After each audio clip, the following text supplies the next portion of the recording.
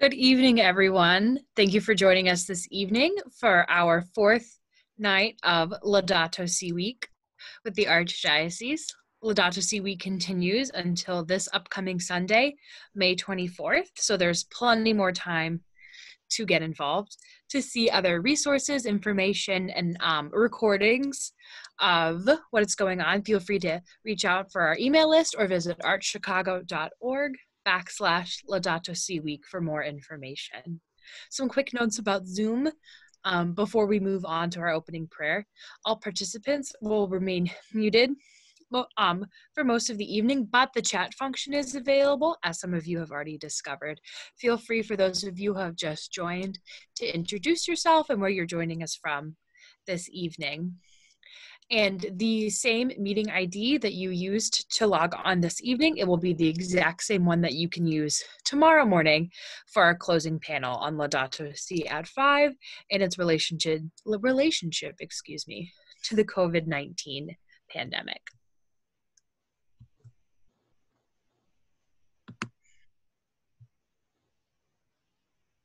All right, so we will begin with an opening prayer from Laudato Si.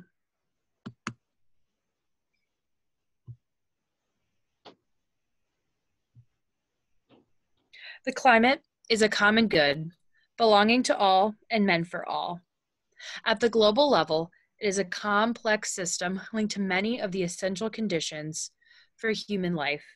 A very solid scientific consensus indicates that we are presently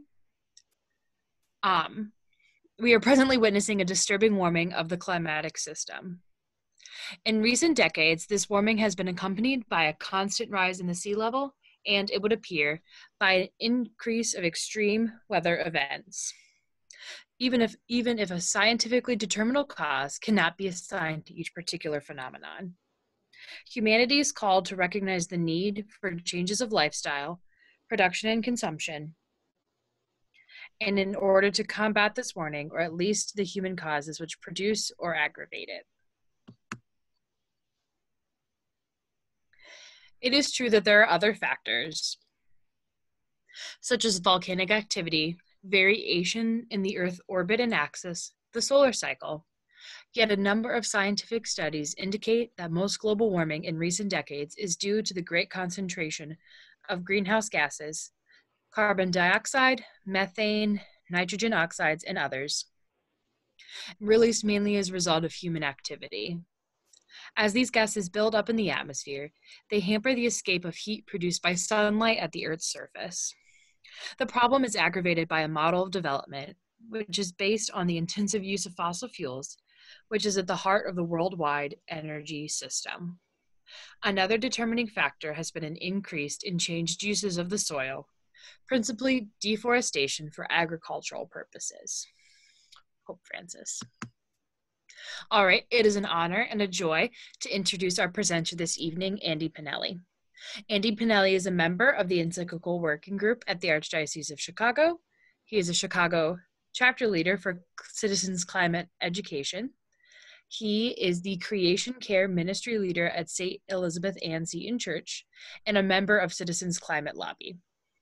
Andy has spent most of his career with Fortune 500 companies in product development with a focus on how to produce products that generate less waste, higher performance, and reduced landfill impact. He has been engaged in environmental advocacy efforts for more than 2 decades, with a focus over the last 15 years on climate. He has spent the past 6 years working with lobbying groups pushing Congress for actions on climate change. He is a periodic contributor / consultant to the Catholic Climate Covenant, lots of words with the letter C in them, publishes weekly creation care articles in dozens of parish bulletins, and has been working since 2017 to help educate Catholics on fulfilling Pope Francis's vision of care for our common home, as detailed in his encyclical Laudato Si. All right, Andy, take it away. Thanks, Corinne. Can you hear me okay? Corinne, I wanted to, first of all, thank you for that introduction. And I'm so glad that everybody could be on the call tonight to celebrate this 5th anniversary of Laudato Si. If you haven't read it yet, it's a transformative document.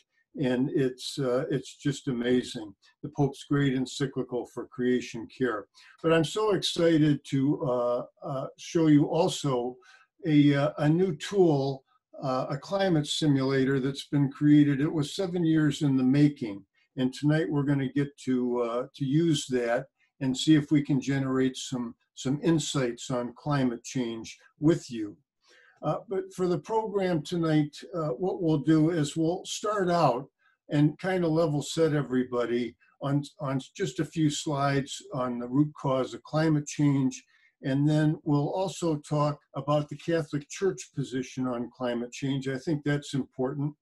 And then we'll access the simulator, and we'll ask you to put your policy hats on to see what changes you might suggest that we take to take action on climate mitigation, and then we'll use the model to determine to see if we can determine which policies might be more effective than others, and what might be the most efficient path forward. So I'll pull up some slides right now, and we'll start running through a few of those slides and then get into the model.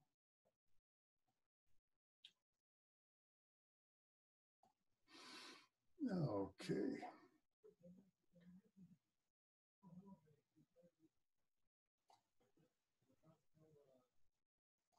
Okay, can you see that screen there, Corinne?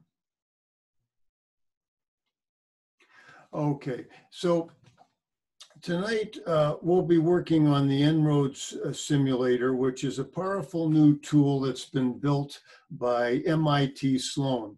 It's designed for use by educators and policymakers and legislators to help them teach about climate change and climate solutions, and also to help educate others.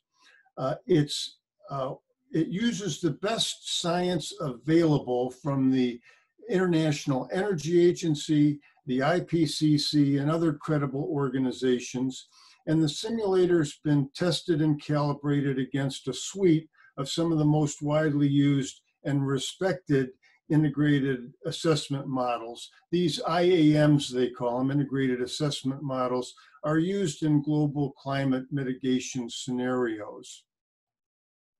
So this model is calibrated, and what we'll be doing is we'll be moving various knobs and levers on the model to try to get this end of century temperature from 4.1 degrees down that's projected.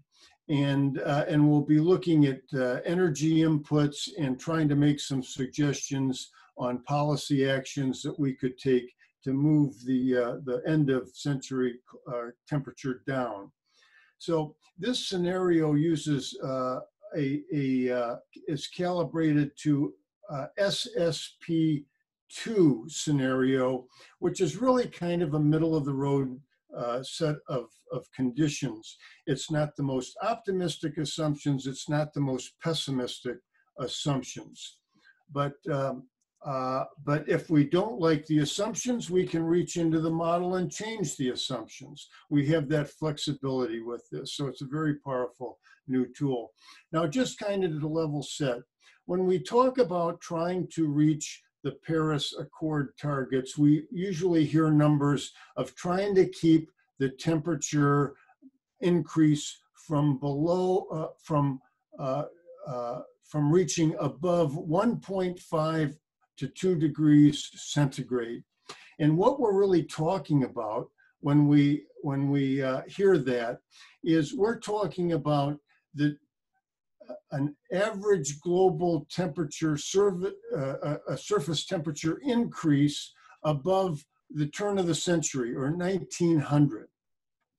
So if we look back on this particular chart to 1900, what we'll see is the temperature range has steadily increased upwards towards 2020 by about 1 degree centigrade or 1.8 degrees Fahrenheit already.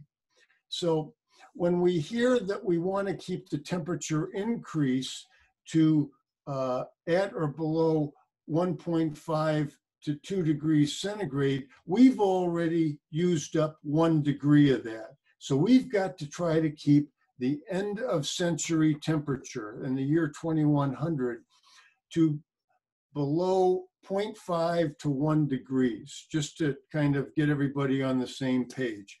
Now, when we're talking about climate change, everybody's heard of the greenhouse effect.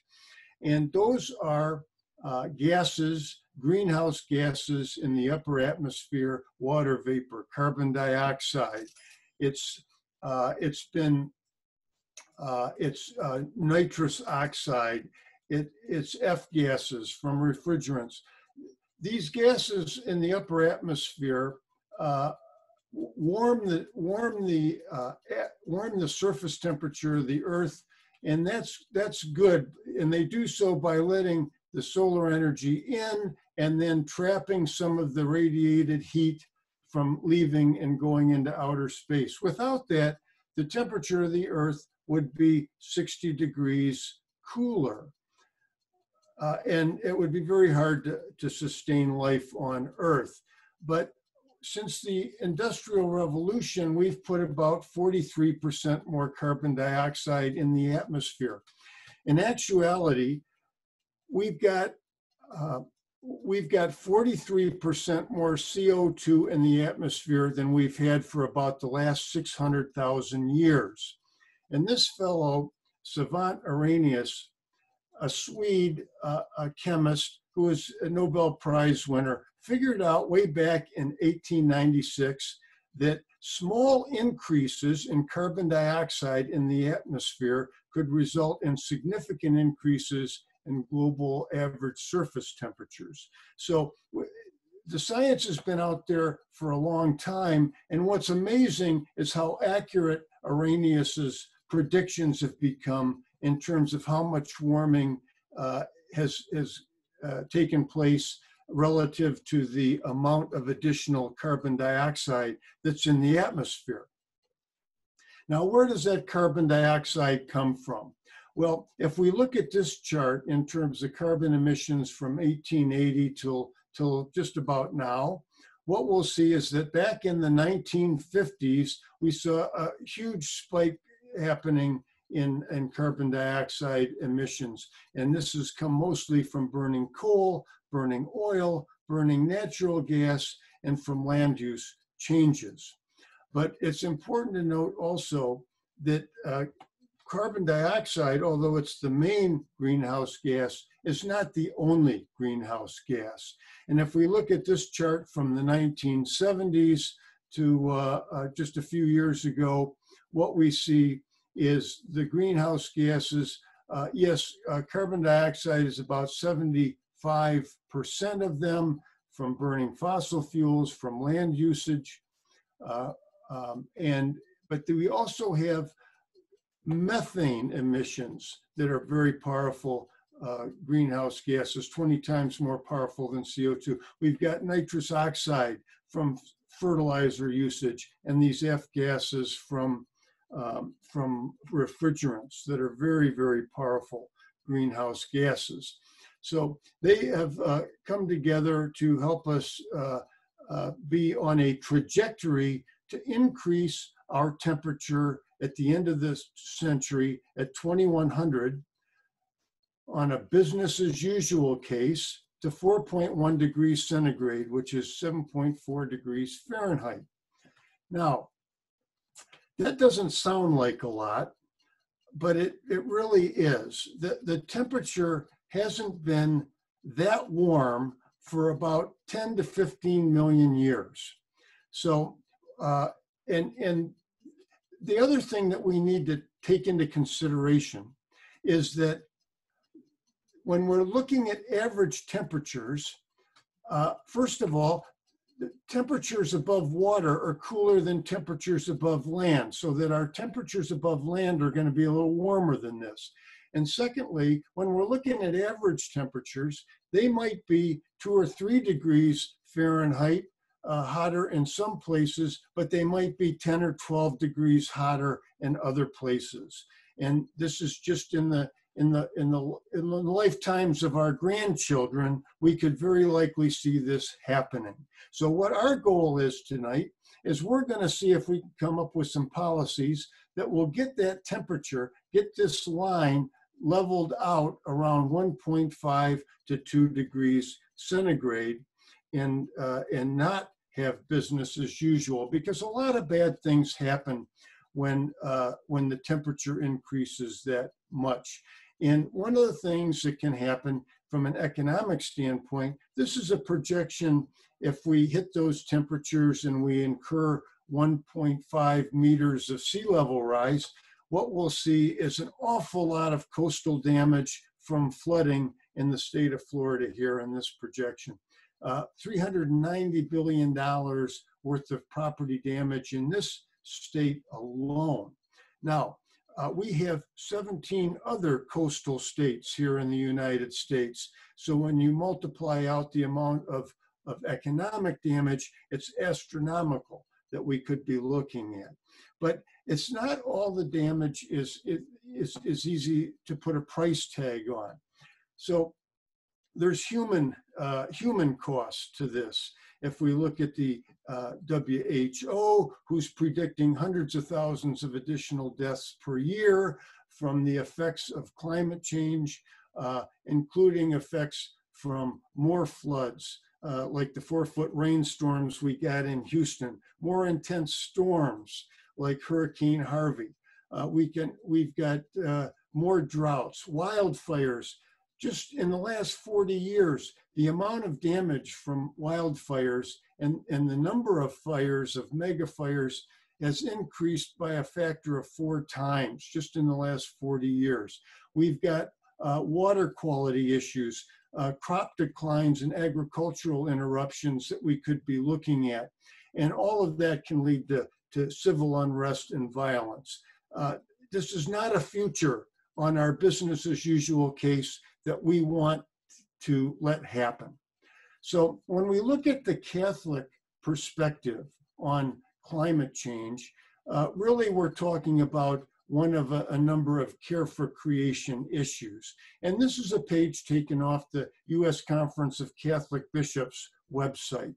And it speaks to care for creation being one of 7 themes of Catholic social teaching. We show our respect for the Creator by our stewardship of creation. The bishops go on to say, care for the earth is not just an Earth Day slogan, it's a requirement of our faith. This is part of Catholic catechism. And there's been a long tradition of papal advocacy for creation care and for recognizing the ill effects of climate change. 30 years ago, St. John Paul II said, the greenhouse effect has now reached crisis proportions. Pope Benedict, the Green Pope, has opened the door for so many great conversations on creation care. Talked about how can we remain indifferent before the problems associated with such realities as climate change. And then, of course, we have Pope Francis 5 years ago, who with his great encyclical Laudato Si, has called upon us to re-examine our relationship with nature. Nature is not something that's out there and we're here, but we are part of an integral ecology, and that the fate of human and non-human creation are inextricably intertwined. And Francis has done a great job of trying to reframe environmental degradation from being falsely posted as a political issue to being a social justice issue. So in short, to wrap up, in terms of the Catholic Church's position on climate change, way back 19 years ago, the U.S. Conference of Catholic Bishops stated that the climate science is accepted by the Church. It recognizes that global warming is primarily caused by human activity, and that we have a moral obligation to be better stewards of this great gift God has given us, and that we need to be mindful of our impact on the poor and future generations. One of the tipping points that was mentioned, and by the way, in the encyclical Laudato Si, the 800-pound gorilla in the room is climate change. Pope Francis mentions it 16 times in that encyclical. And one of the tipping points mentioned is around Arctic ice melt. And we get into a situation where you get these negative feedback loops, the water gets warmer, there's less reflectivity of the heat back to outer space, and you get more and more melt, and you get to a point where you're kind of walking off a cliff. You're not going to get that ice back. And when it melts on land, it raises the sea levels. And this is just a before and after from 35 years. And another tipping point mentioned was the coral reefs, that we get a quarter of our ocean species diversity from coral reefs. And we have 1 billion people that are getting some of their protein sustenance every day from fish coming out of the ocean. So in the 50 years that I've been diving, coral reefs, 50% of the coral reefs are dead. This is another situation that when they're gone, they're gone. And if we don't get to closer to 1.5 degrees C, they're likely going to be gone in the next 30 years. And then he also mentions the permafrost as a tipping point issue. This is undecayed organic matter that is been frozen for most of human history. But as it's thawing, the organic matter will decay, and CO2 and methane will be released. And if it all thaws, it can double the amount of CO2 and methane in the atmosphere and lead to runaway global warming. So I think we know what the issues are. We know what we're facing, and it's a future that we don't like. And this is so we're going to use the climate simulator tonight to try to get some ideas and move some levers and knobs and try to see what kind of a world we can build and see if we can get to a 1.5 degree to 2 degrees C future. So what I'd like you to be thinking about is, what actions have you or your organization taken or that you think would be things worth pursuing? Or have you seen actions started to take place in the state or in our country or in another country, actions or policies that we might be able to recommend and test on the system to see whether we can put a big enough dent to avoid the nasty trajectory that we're currently on. And if you could start putting some of those into the chat box, and what we'll do is we'll ask you once again to put your your United Nations hat on, because this simulator, to make it friendly to use, is going to assume that the actions that you take tonight are going to be taken by the entire world, that these ideas are going to be put into play across all nations to see if we can get to that 1.5 to 2 degree future. So let's talk about some scenarios for success, and please start typing in some of your ideas into the chat box. And I'm going to switch here now, Corinne, and put us into the simulator.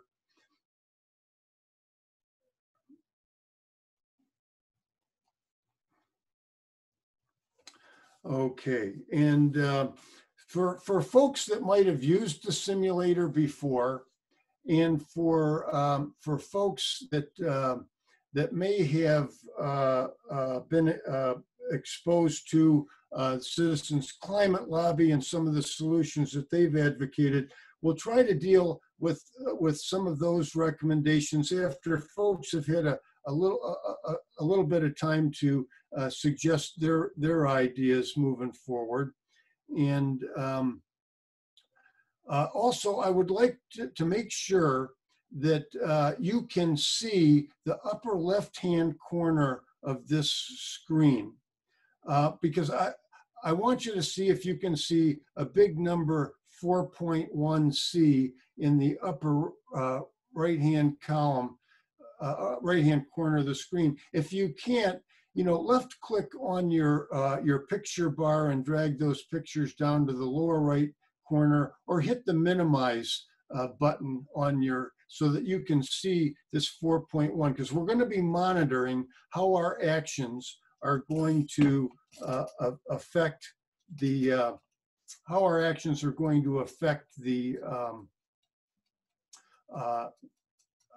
end of century temperature. Now, before we get too far along, let me go over this simulator a little bit with you, okay?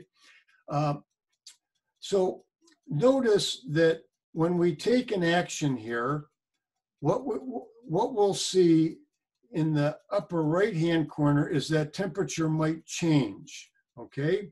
And we also might see that our business as usual line, our current scenario may drop below there from a temperature standpoint.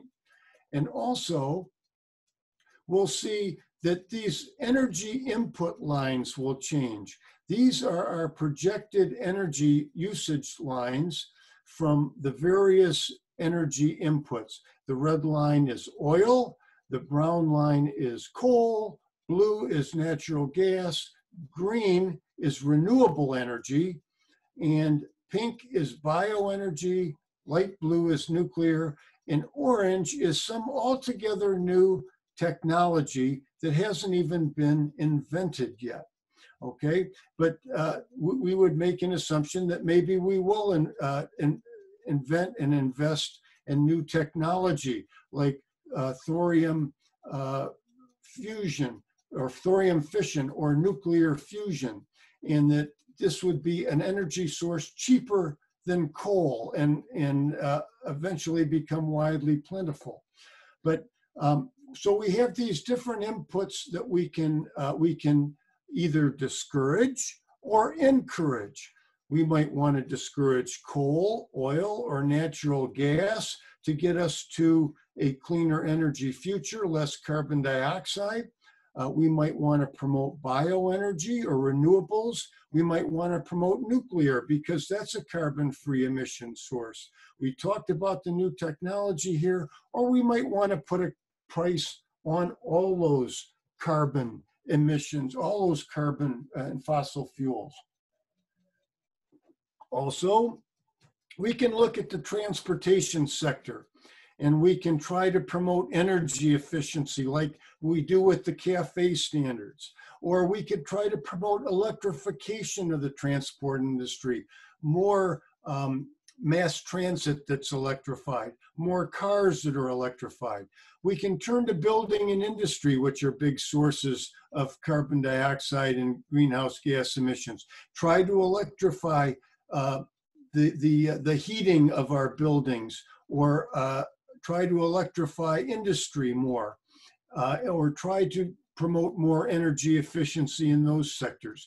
We've got population and economic growth knobs we can turn, and we also have land use and emissions, and industry emissions with methane and other gases that are coming from agricultural industry or other industries like fracking and natural gas mining, or that's released into the atmosphere. Or we can try to promote or we can try to reduce deforestation from a land use policy. And we can also try to go directly to carbon removal by planting more trees or developing technologies like the fledgling technologies that are available today that will pull carbon right out of the air. Right now, it's being done on a pilot scale, and it's horribly expensive. But we could try to develop those technologies to pull carbon out of the air. So these are the knobs that we can use. And I wonder, Corinne, whether do we have so many people that we want to handle this by chat, or do we want to try to have people unmute themselves? What's your thinking there? I was thinking that if people would be interested, they might be able to raise their hands if they have a particular suggestion, and then I would be able to unmute them so they could give their suggestion. But we have received a couple in the chat as well. Someone made the comment about consuming less or no meat at all, which was one. And someone else had like an increased use of solar or renewable energy sources. Someone had just tossed in the slowing population growth suggestion as well. Okay, well, let's tackle those first as people are starting to think a little bit more about it, okay? So let's take a look at what happens with meat. I think I know what we want to do with that. First of all, by tackling meat, we have a lot of methane that's released through agriculture and through, especially in meat production, beef and lamb. So what we're going to do is that would cause us overall, when we combine agriculture with industry, that would give us about, well, let me ask you this. Before I tell you what I think it'll do, I would like you to imagine what's going to happen to this temperature if we tackle that, and what would we expect to see over in these global emission sources. Just think about that for a minute as I start to move the knobs and levers that would be affected by meat production.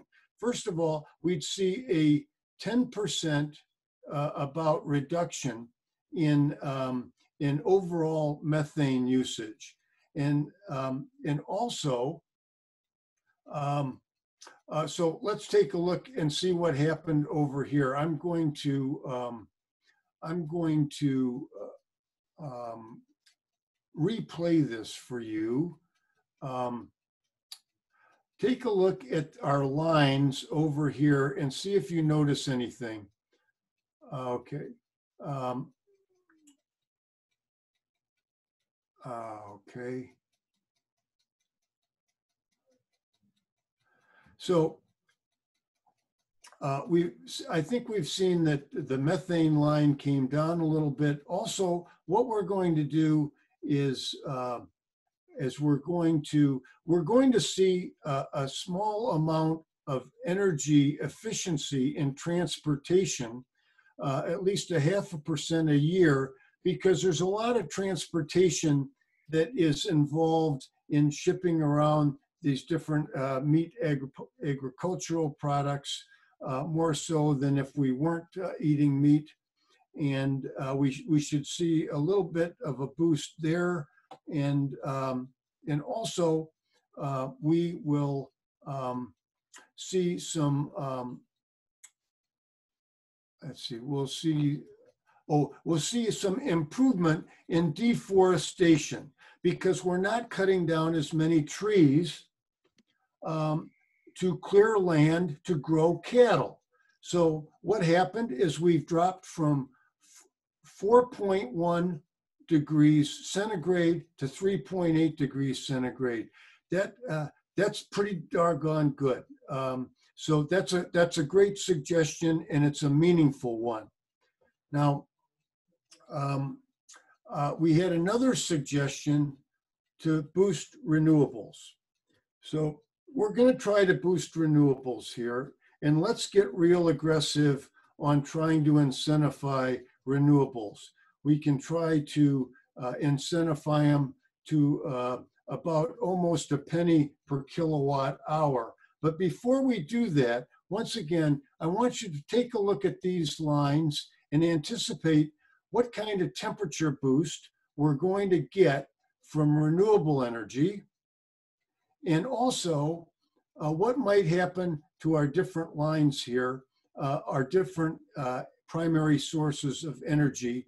Is, what are we going to expect is going to happen with oil, with natural gas, with coal, when we incentivize the use of renewables. So let's crank that up and see what happens to our temperature and to our energy inputs. Okay, so let's play that back again.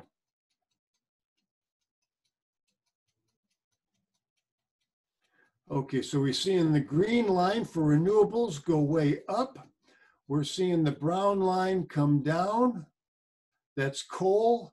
Did anything happen with oil, or the red line? Not too much with that. Okay, so, and what happened to our temperature change? We picked up another 2 points, or 0.2 degrees centigrade on that. And then you had one more that you wanted to do, Corinne. What was the third one? There have been some more added now, quite a few about reducing emissions from driving and an increased use in public transportation. And then there was also the suggestion about slowing down population growth. I think.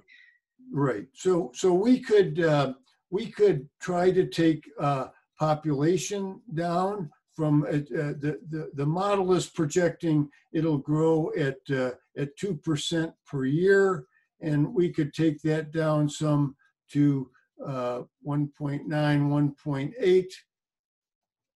But what's happening to our temperature? We're not getting a lot of boost from population reduction. And I think that speaks to what Pope Francis talks about in the encyclical Laudato Si.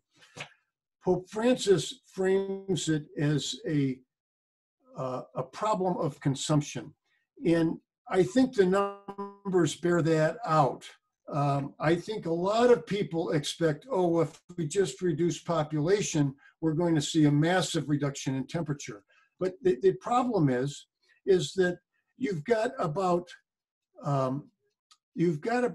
of the 8 billion people on Earth, 2 billion people are driving 45% of the carbon dioxide emissions or the greenhouse gas emissions by virtue of their lifestyle. And then the next 2 million do about another 50% of it. So 4 million people are driving 95% of the carbon emissions. So we're not seeing big reductions from population growth or from population decline on here. So, okay, we've got a pretty good start. We've taken 3 actions here, and congratulations, you've picked up 0.6 of a point here in terms of our goal of at least 2 degrees and hopefully 2.5 degree temperature reduction. Now, maybe we could open it up a little bit, and please share your comments about whether you expected more or less. But and maybe we can answer it if you think we should have gotten more out of it than we did. But let's open it up, Corinne, for some more comments or suggested policy actions. We have someone who suggested an increased use of nuclear, and someone who asked if we need less rich people. Those are 2 of the newer comments. That's interesting. The first one will be easy to model. Nuclear, let's really crank that up and see what happens. oh, we only dropped from 3.5 to 3.4 in this scenario. Um, I'd like to tell you why I think that happened. First, let's take a look at what happened to our energy inputs, see if we can figure it out. So we're seeing nuclear grow, coal reduces. We're seeing some reduction in coal. What happens to natural gas? The dark blue line. That goes down. Nothing happens to oil. But what's happening to our renewable line here when we increase nuclear?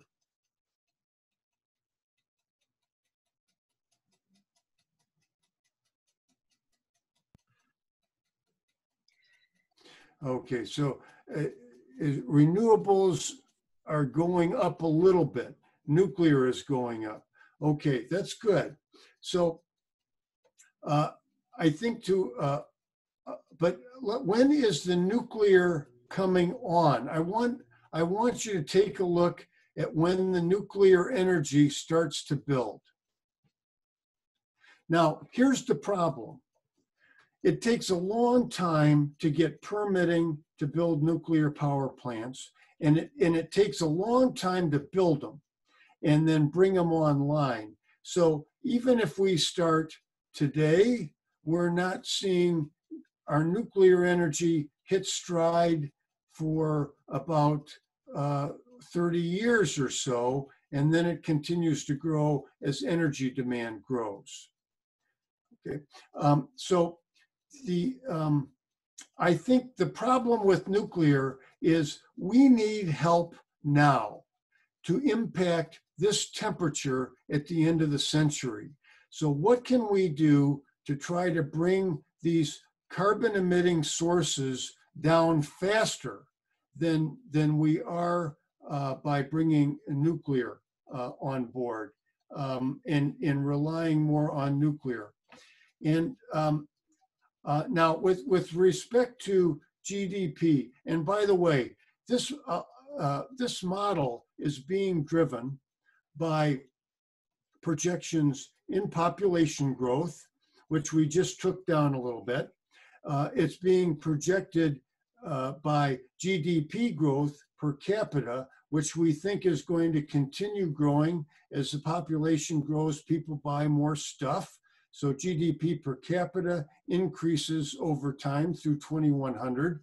The energy intensity of GDP is coming down. That's a nice curve downward because we're getting more efficient at using energy, compact fluorescent lights, LED lights, cars to get more miles per gallon, that sort of thing. But the carbon intensity of energy, how much carbon is released per unit of energy, we want to try to bring down more sharply. Because when we multiply these together, this is going to give us our CO2 emissions from energy, which is driving this temperature change. So it's how do we get this, this blue line, which is our current scenario that we're playing with, down faster, and how do we use energy sources that are quicker to come to market, that are less polluting, and how to encourage those energy products. So someone in the chat had mentioned a carbon tax, but then also a while ago someone was sharing what they had been doing in their local community, and they had mentioned that they were planting, I think, roughly 100 trees in their community each year. Okay, so let's tackle those two next. Let me get back to our view. And also, I'm going to change our view in this chart for a minute. And I want to look at our overall greenhouse gas emissions by area. So what we're seeing is over time, we've got our land use from CO2 on green. We've got our energy usage from CO2 from burning fossil fuels. We've got F gases in gold from our refrigerants We've got methane release here, which we've done a little bit by stopping to stop eating meat. We've reduced that a little bit, and then we've got nitrous oxide from fertilizer usage here that is still a little bit, but still a problematic gas. Now we've had two suggestions here. One is that we plant more trees, and that is, I want you to think about what that's going to do. That's not going to change our energy inputs over here, but let's watch the temperature change here as we engage. Let's get aggressive about it. Let's go to President Trump's trillion tree program. Watch the temperature. Let's really go all out with oh, sorry, I'm on the deforestation. We're planting more trees. That's afforestation. Let's go all out on planting trees, and this would simulate planting about 3/4 of a trillion trees. So let's play it back. It dropped from 3.4 to 3.3. Did we get as much mileage out of that as we expected? I probably would think the answer is no. And why is that? Well, what happens is, look at what's happening to our green line here. Watch this green line, which is our land use emissions line as we go forward. Now we're starting to achieve negative carbon emissions from planting all those trees, but it's not hitting until about 2045, and then gets bigger and bigger and bigger. What's happening is, to plant that many trees, you would need a land use area about the size of the mainland United States and Hawaii. And it would take time to acquire that land, to plant the trees, and for the trees to grow big enough to make a difference. Now, don't get me wrong. I would still love to see that program happen, and there's co-benefits to it. What are the co-benefits? Well, the co-benefits are that you're planting a lot of trees, you've got cleaner air, there's psychological benefits to having a lot of trees, it's good for the species propagation and species diversity. It's a great idea, but it's not bringing our climate down quite at the rate that would maybe make it our top choice to do. Although there's still benefits to doing it. Now, there was a second suggestion there. Oh yes, more poor people or less rich people. Yes, there was less rich people, and then there was also the carbon tax suggestion. And the carbon tax. Okay. So we might be able to simulate less rich people by taking down economic growth a notch. The model is assuming we're going to have 2.5% per year growth. And if we do take it down, now we're going to simulate that. You would have to have other policies in place to ensure that the income was distributed, to make sure that the income was distributed the right way. But yes, if you slowed down economic growth, you could bring that down a couple of points there. So let's do that, and then let's put a carbon tax in place. Let me get out of this. Okay, and okay. So here's our carbon price lever. And let's put and by the way, this starts to speak to the church-supported legislation that we're going to talk about in a minute. Let's look at our energy use lines here, and let's look at our temperature here. Let's anticipate what a carbon tax would do for us, and let's see what happens. We're going to really put an aggressive carbon tax in place. Wow. Let's take a look at that again. Look at the temperature, what's happening with our temperature. So we go from 3.1 to 2.3. And what's happening to our lines here? So with the carbon price, you're seeing watch what happens to oil. For really the first time, we're significantly moving the oil line because we're putting a price on oil and gasoline emissions and fuel related to oil emissions. And let's look at what happens to coal. And let's look at what happens to the blue line, natural gas, because of that. The coal is going way down, natural gas is going way down, and we're seeing the red line go way down. So we have just really done a major move to impact in the near term, because we can put a carbon price on fossil fuel emissions tomorrow and have it immediately start having an impact. And it's so important to take action between now and 2040, 2045 to make sure that we get the best, that we have time to bring these temperatures down as emissions continue to go up. So now, so we've got good nuclear power, and we've got our renewables there. What other suggestions do we have, Corinne? Someone had suggested that it's going to require all of the answers, which I think is a beautiful catch-all. And I think that's the newest suggestion. Okay. That we've had so far. Someone did raise a point about how nuclear waste can be difficult to get rid of, and the potential impacts on going nuclear could have for soil. Right. Certainly there is some risk with the waste of nuclear material,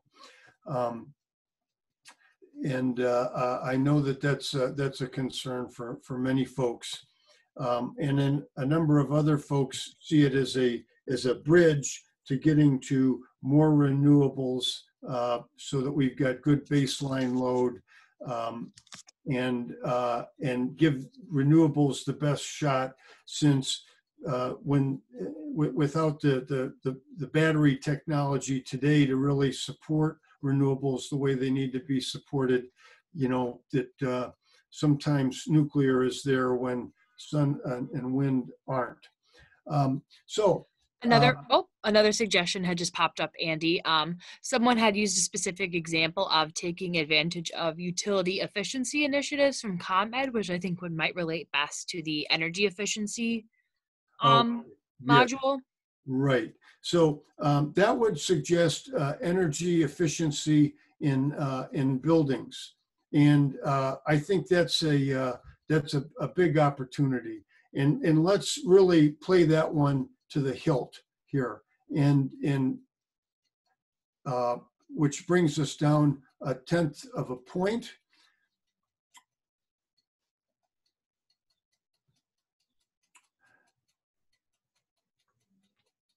Now, I want you to think about where our emissions are at this point. We've done a lot to bring our carbon emissions down with that carbon tax. And we haven't found all the homes yet for all this wonderful CO2 free energy that we're producing here. I want you to think about how we create more homes for that renewable energy. And I also want you to think about what gases you are seeing here that we still may need to tackle. Any hints, any clues for our next move?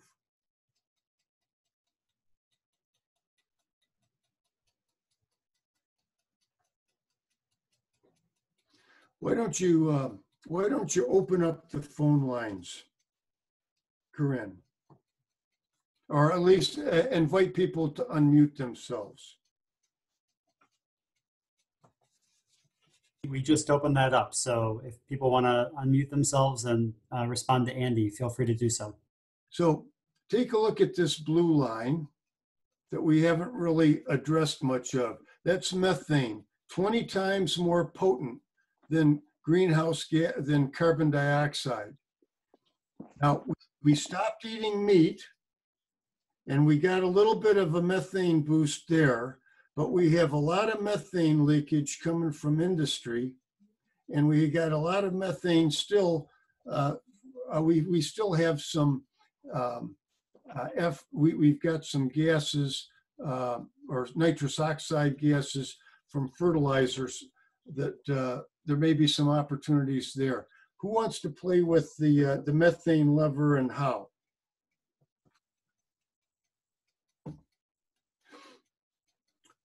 Well, let's try it and see what happens. Okay, let's try to tackle methane reduction.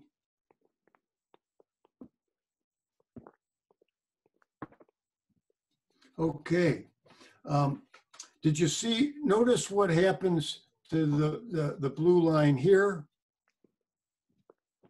We're bringing down our overall methane release into the atmosphere and taking action to try to, the pipes that bring natural gas to your house can leak. The fracking wells, and there's hundreds of thousands of them, are very poorly regulated, and they should be regulated to stop methane leaks. And there's a lot of opportunity there to reduce those gases. And if we're smarter about how we use fertilizer, we can reduce nitrous oxide emissions there. And we've just broken the barrier to 1.9 degrees. Any other suggestions?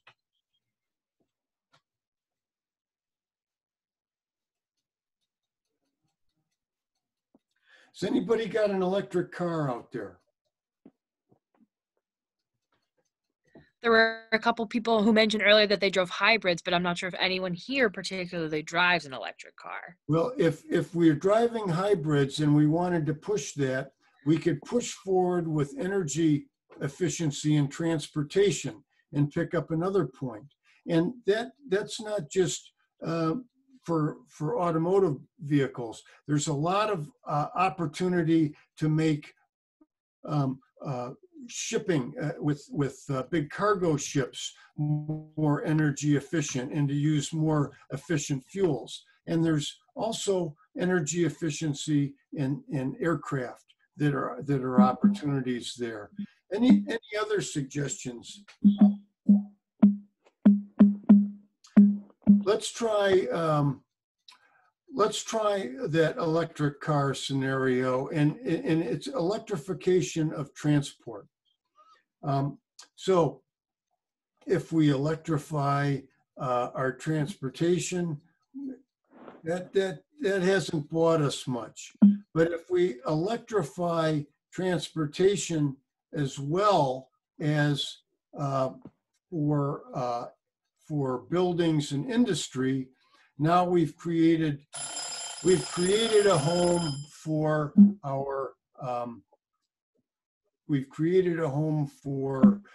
all these great renewable energies that we're doing.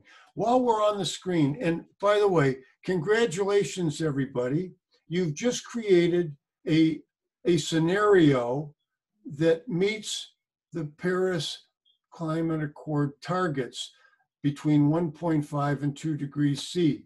You've probably saved about 20% of the remaining coral reefs, and you've safeguarded a future for your grandchildren, nieces, and nephews. So let me just point out a couple of things that might even improve the picture more. Is that notice that with the carbon pricing, we have taken down really here between 2020 and 2040, we've really flattened out the curves here for growth, and very quickly of oil, natural gas, and coal. And if we went into coal, we might even get a little more of a boost if we stopped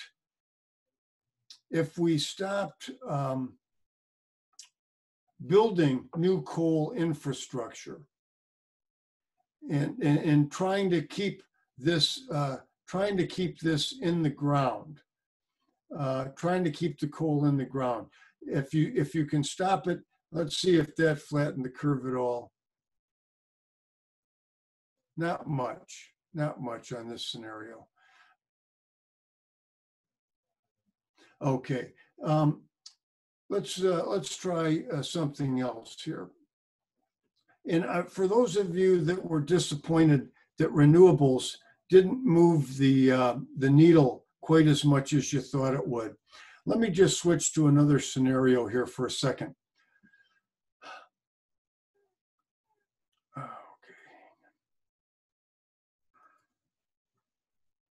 And reset the clock. So if we come right out of the chute, we're now back to our original scenario. If we come right out of the chute with a carbon tax, and I'm thinking back to the suggestion you have to move all the levers. Go with a heavy carbon tax, electrify, so we have a home for renewables, really crank up the incentives on renewables. We've moved 4 switches and dropped it down 1.6 degrees already. Okay, and then if we tackle that methane problem, our 5th lever gets us down to 2 degrees. We don't have to move all the levers. Some of them are more important than others. And sometimes 1.1 doesn't equal 2 in these system dynamic models. Because when you put a carbon price on, well, you know what? If you start to tax coal heavily, it really doesn't do anything because you've already put a price on carbon emissions. Okay, so that's so if I leave you with one thing, you know, I want you to think about carbon pricing because it was the single biggest lever that we could move. If I take us back to the beginning and we move the carbon price, we've gone 1.3 degrees if we really get serious about carbon pricing. And that may be a conservative figure. So let's open up the lines. I'd love to hear, and first what I'd like you to do is I'd like you to take a minute and I'd like you to think about this future that you just created. And I'd like you to think about what you love about this future. What is it about this future that makes it worth doing? Just take 30 seconds and think about that. And also think about any insights that you might have gleaned from this exercise.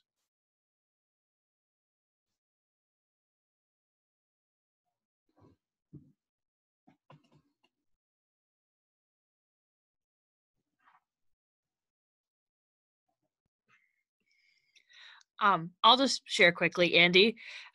There's a chance I could still be alive in 2100. So I think that thinking about these climate graphs and all of these changes, it's very personal when you think about it. For like myself and my younger siblings, and then my nephew, and then any children that I may have, and then those children's children. So I think when you really think about it like that, it's like, wow, creating this future just means that we're able to create a better world for the people who we love so dearly and the people who we don't know, who are our brothers and sisters in Christ. Excellent. Excellent. Any other thoughts on that? Or any surprises in terms of what some of the outcomes of some of the different actions that we took were?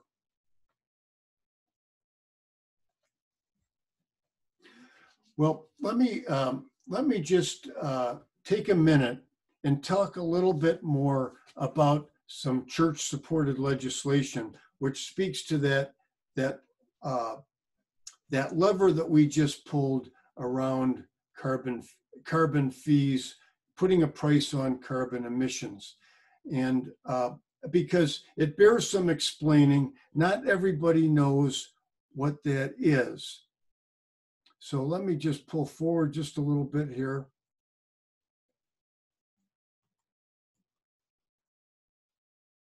So back in 2019, the U.S. Conference of Catholic Bishops issued a strong statement of support for some specific climate legislation. It was called the Energy Innovation and Carbon Dividend Act. And it was a big deal because the Catholic bishops don't often support specific pieces of legislation like this, and especially environmental legislation. And what this legislation does is it looks at the coal, I'm sorry, let me make this a little bit bigger for you.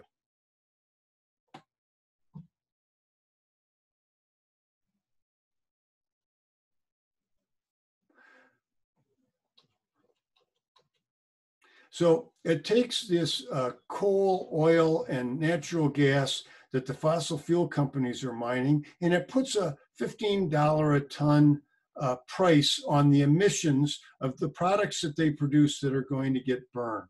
So it starts out at $15 a ton, and that fee increases annually by about $10.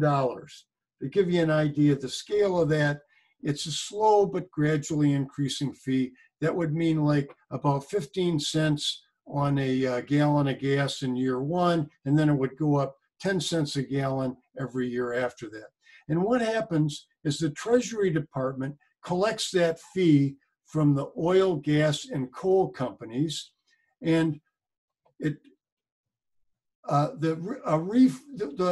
fee is issued in monthly dividend checks that goes out to all U.S. households. Now, what that does is it makes fossil fuels priced to reflect their social costs and their true costs. There's a lot of subsidies that go to fossil fuel companies, and the problems that fossil fuels create never hit the bottom line of the fossil fuel companies. So it prices them the way they should be priced. And by the way, they become more expensive than renewable energy. And that triggers a whole bunch of investment in clean renewable energy.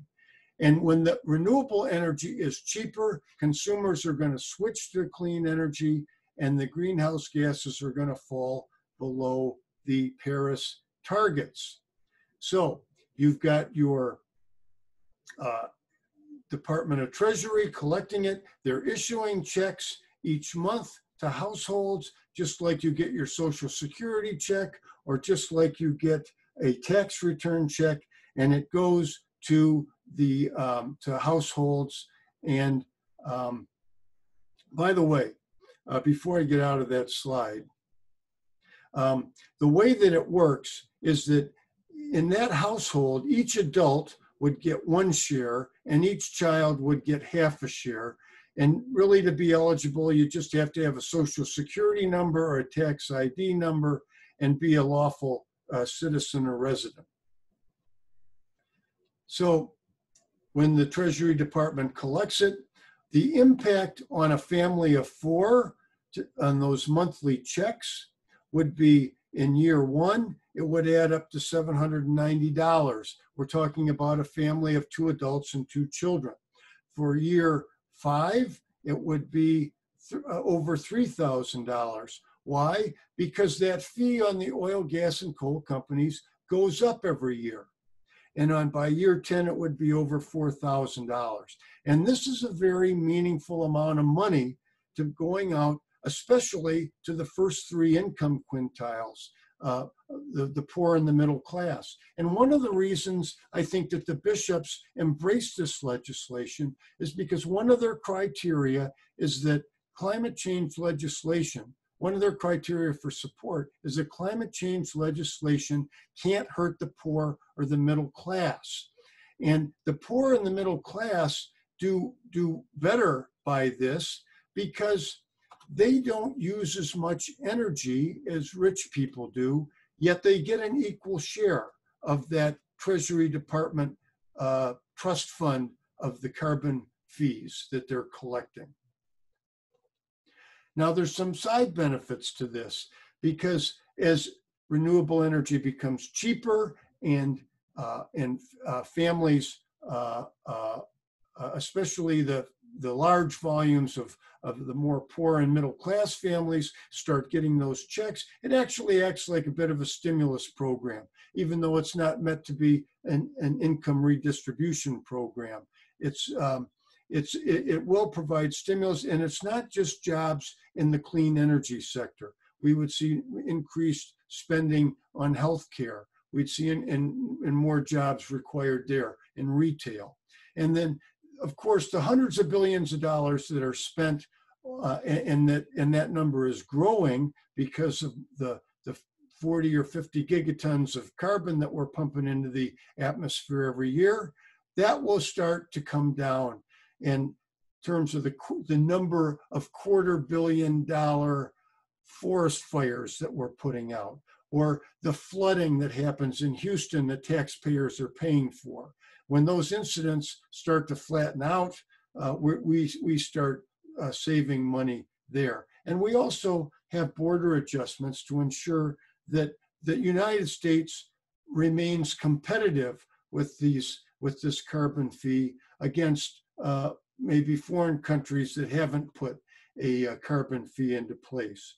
There's this specific legislation keeps America competitive. So long and the short is it stimulates investment in clean energy. It can drop our CO2 emissions by 40% in the first 10 years of the program, put us on our path to achieve the Paris Agreement targets. And by the way, unlike the current spending on COVID, which is driving the national debt up, this program is self-funding and it keeps it's revenue neutral. And it avoids us to help a lot of damages. Think back to that picture of Florida flooding out in 2100. So we've got 80 sponsors on board today. We probably need about twice that many to bring it to the floor. And we need to take action to try to get more Congress folks on board. This was the first bipartisan climate legislation to be introduced in 10 years. Just one note I'd like to speak to, and is that back in this last summer, Pope Francis, he got a lot of major oil executives together at the Vatican and got them to agree in writing to support a carbon fee or a carbon tax on fossil fuels. It was a milestone event. Of course, they said, if the government puts it in place, we will support it. And then the bishops issued their statement of support for this legislation. And now last week, we see Cardinal Cupich putting a letter out that encourages pastors to speak about this and for the faithful to contact their congressional representatives to support this Energy Innovation and Carbon Dividend Act, HR 763. So we're going to talk a little more about what else can we do leaving this meeting to address climate change. But I want to tell you that there is one big thing that we can do, and we saw how much it moved the lever on putting a fee on carbon emissions and giving that fee back to every American household, is to contact our congressman to support this legislation HR 763, the Energy Innovation Act. And I put a link. All of the links that you see on the screen, just a quick note from myself, all of the links that you currently see on the screen are in the chat. So if you would like to make sure that those are saved, you can click on them and open a new window. That way you can go and explore them later. Just one quick note. Thanks, Corinne. And let me tell you why that's important, because when we go and talk to some of the congressmen and congresswomen, what they'll say is, well, you're telling me about the Energy Innovation Act here, but my constituents aren't asking for it. Well, that's on us. The Pope acted, the bishops acted, the archdiocese has acted. Now we got to act. We've got to call our congressmen. And this one link up here is a monthly calling campaign that if you sign up for that, they will send you a reminder one day a month, and either by text or by email, whatever you ask for, and tell you who to call, what phone number to call, and what to say. They make it very simple. It takes 3 minutes. But the point is, we got to talk to our Congress folks, our congressional reps, once a month to make sure that we stay in front of them. And I understand we have got a crisis going right now. It is a pandemic, and it is putting a lot of people in harm's way. And it is a near-term, very real problem. And there's going to be a lot of people that maybe this is not their biggest problem right now. But we can't lose sight of this. We need to mobilize, to take action. This is a marathon, and we got to get active, and we got to get active right away. And you can get active by calling or writing your congressman at these. We've included a link to an archdiocese letter that you can hand off to friends or family that tells them how to take action on this. Or you can join advocacy groups like Citizens Climate Lobby, or your parish green teams or creation care teams, and get active about it. But more than anything else, we need to be talking about it and giving people ideas about what they can do. And so I want to just stop here so we can continue the conversation. My 75 minutes are up, but I wanted to leave the lines open so that I can answer any questions for you.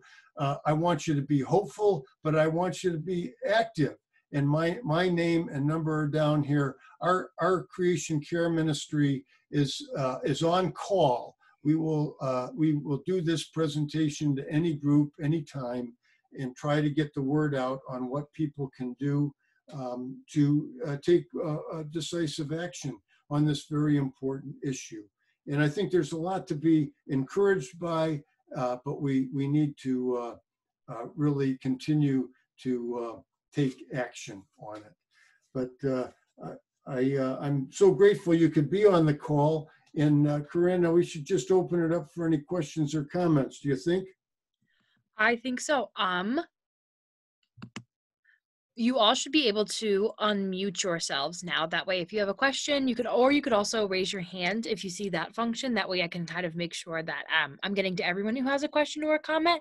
And then as always, the chat function is available.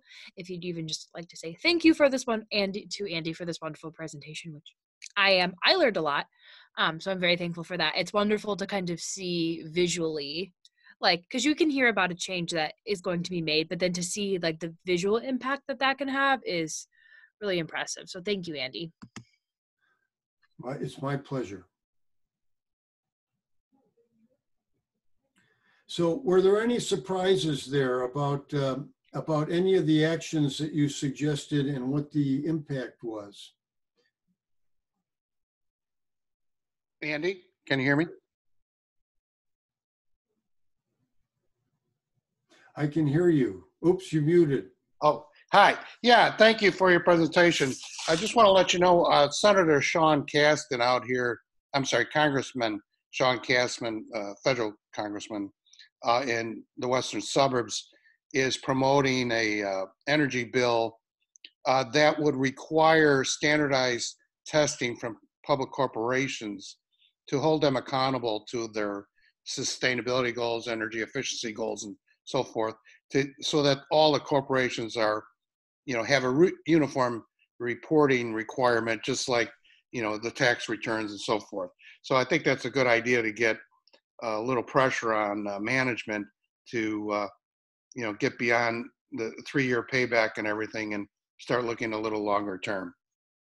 Yeah, that speaks to that energy efficiency in buildings and industry lever that we took, and that's an important one, especially when you're incentivizing renewables, and so that renewables have renewables become the main source of power, and then people are being less wasteful with their power. And a lot of corporations are doing it anyway because it's just smart and there's cost savings there when they use less energy or become efficient, more efficient.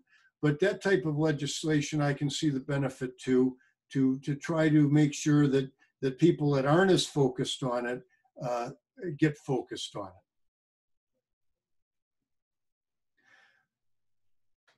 I think one of the big learnings for me was trying to keep, with so much carbon dioxide, especially, and greenhouse gases being pumped into the atmosphere year in and year out. I think one of the problems is how to take action to keep that stuff in the ground. Well, one of the ways is by being more energy efficient. But the other way is to discourage fossil fuels and encourage renewables, like renewable energy, solar, wind, geothermal, and even nuclear. Although I know that's a little more controversial. Any other surprises or insights? I felt like the biggest takeaway for me was just that the kind of biggest levers that we saw came from policy and from changes to industry. And it's important that people are engaged on an individual level, but really, the contributors to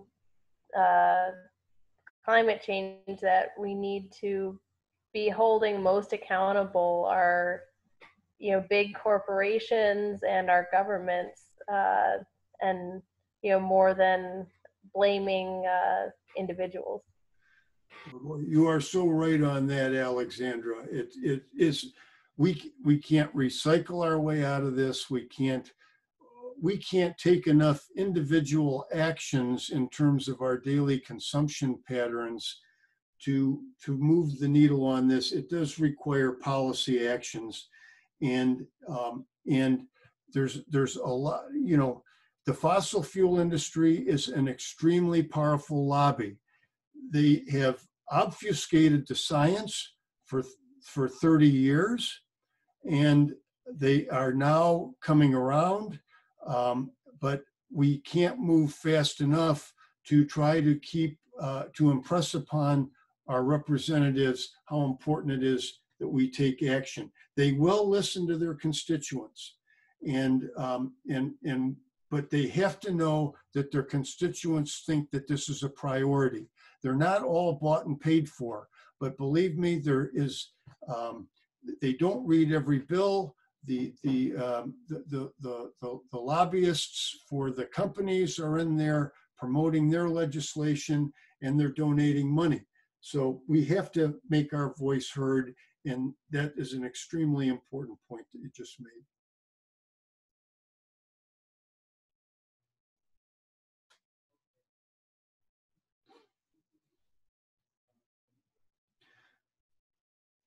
Any other thoughts on the simulator itself or the value of kind of going through that exercise?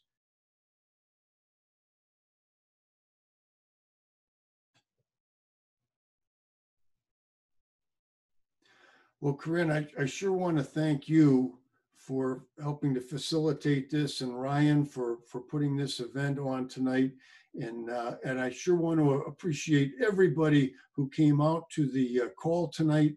I appreciate you. I know a lot of people are getting zoomed out, but I hope that you found some value in this presentation, and don't hesitate to reach out to me with any questions, because Corinne and Ryan know where to find me if you didn't pick up my email on the slide. But thanks for hosting this, folks. Thank you all for joining. And if you're available tomorrow morning at 10 a.m., we will be having our last part of our speaker series for Laudato Si Week. It'll be a panel discussion on Laudato Si at 5 and its relationship to the COVID-19 pandemic, as well as other areas of growth and change in the past 5 years of Laudato Si and where we can see that moving forward. So thank you all. Have an amazing evening and God bless.